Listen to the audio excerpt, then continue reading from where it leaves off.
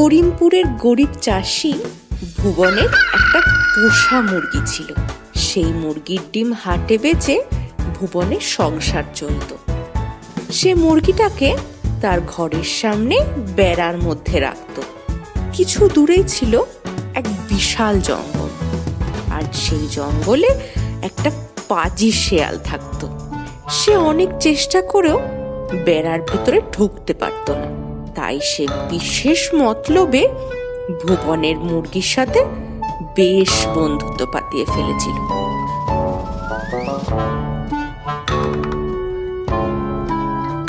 একদিন সন্ধ্যার দিকে মুরগিটা উঠোনে হেঁটে বেড়াচ্ছে। এমন সময় শেয়াল এসে বলল, কি হ্যাঁ মুরগি বন্ধু, কি করছো? খাওয়া দাওয়া হলো? আরে শেয়াল ভাই যে, এই সন্ধ্যের দিকে একটু হাঁটাহাঁটি করছি আর কি। তুমি এদিকে কি করতে?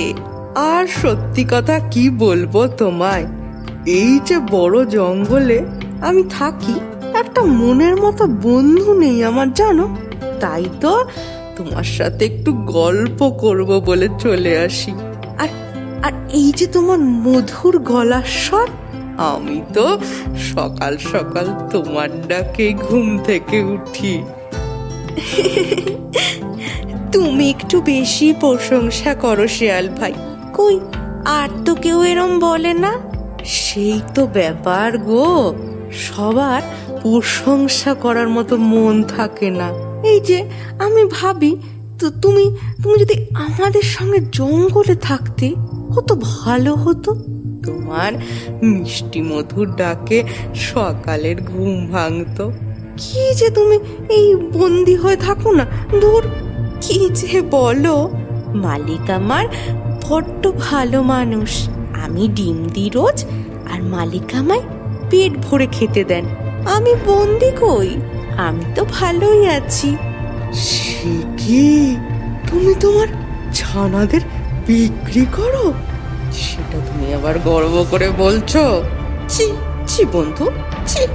কিন্তু শেয়াল ভাই, এটাই তো নিয়ম।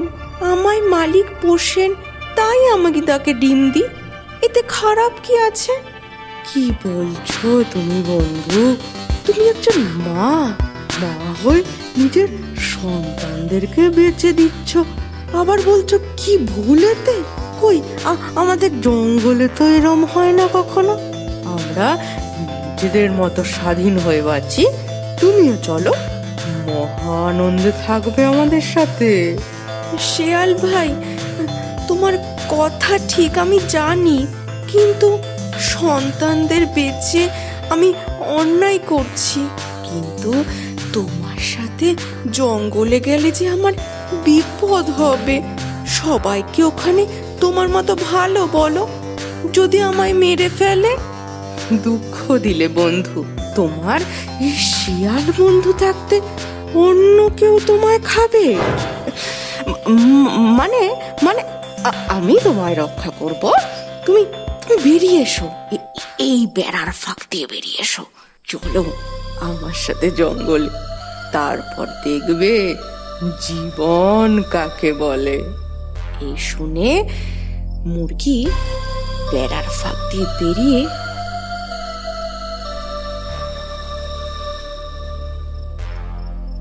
শেয়ালের সঙ্গে জঙ্গলের দিকে যেতে শুরু করলো। কিছু দূর যেতেই ঘাড় মুটকে ধরল মুরগি।